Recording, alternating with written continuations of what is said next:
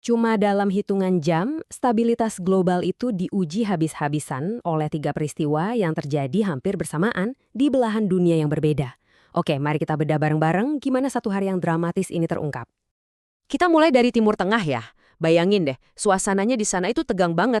Sampai-sampai rasanya kayak mencekik. Amerika Serikat dan Iran udah diambang konflik terbuka, dan ancaman perang itu makin terasa nyata dari jam ke jam.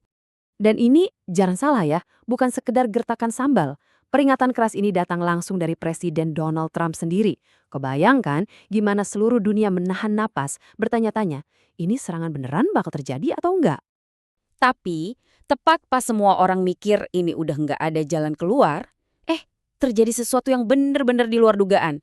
Sebuah terobosan diplomatik tiba-tiba muncul dan berhasil meredam semua ketegangan. Jadi, kesepakatan ini ternyata dimediasi oleh Pakistan yang akhirnya menghasilkan gencatan senjata selama 2 minggu. Nah, poin yang paling krusial buat ekonomi global adalah Iran setuju buat membuka kembali Selat Hormuz, jalur pelayaran yang vital banget itu. Ya, namanya juga politik kan. Tentu aja kedua belah pihak punya cara sendiri buat menjual cerita ini. Gedung Putih mengklaim kebijakan tekanan maksimal mereka sukses besar, sementara Teheran menyebutnya sebagai kemenangan diplomasi buat menghindari kehancuran. Oke, pas dunia lagi lega-leganya nih dengar kabar dari Timur Tengah, perhatian kita harus langsung geser. Cepet banget. Soalnya di belahan bumi lain, sebuah provokasi baru sedang terjadi, menciptakan ketegangan yang sama sekali berbeda. Titik panas yang baru ini meletus di kota pesisir Wonsan di Korea Utara. Dan ini terjadi tepat jam 8:50 pagi waktu setempat. Jadi, apa yang terjadi? Korea Utara menembakkan beberapa rudal balistik jarak pendek. Rudal-rudal ini melesat sejauh 240 km sebelum akhirnya jatuh ke perairan Laut Jepang. Ini jelas bukan latihan biasa, ini benar-benar unjuk kekuatan. Tentu tindakan ini ada tujuannya. Ini tuh kayak pesan yang keras banget dari Pyongyang, sebuah tantangan langsung buat aliansi militer Amerika Serikat, Korea Selatan, dan Jepang. Semacam tes gitu, buat lihat seberapa tegas mereka pas perhatian dunia lagi ke tempat lain. Sekarang kita balik lagi sebentar ke Timur Tengah. Karena ternyata gencatan senjata antara AS dan Iran ini, ya, nggak sesederhana kelihatannya. Ada kerumitan lain yang tersembunyi di baliknya. Dan yang bikin makin rumit itu ya Israel. Perdana Menteri Netanyahu langsung bilang, kesepakatan itu cuma buat AS dan Iran aja ya.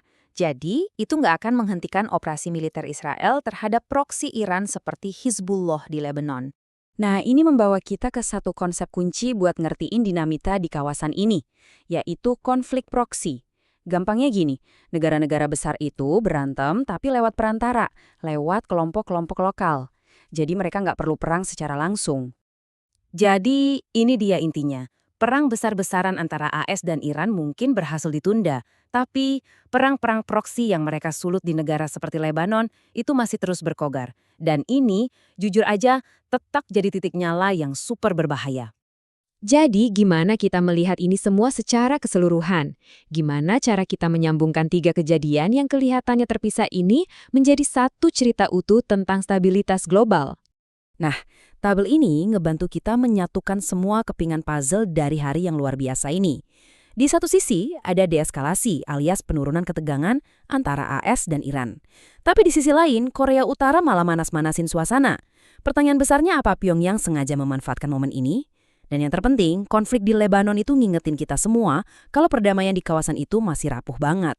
Semua ini akhirnya membawa kita ke satu pertanyaan penutup yang paling penting. Apakah gencatan senjata ini beneran awal dari sebuah solusi jangka panjang?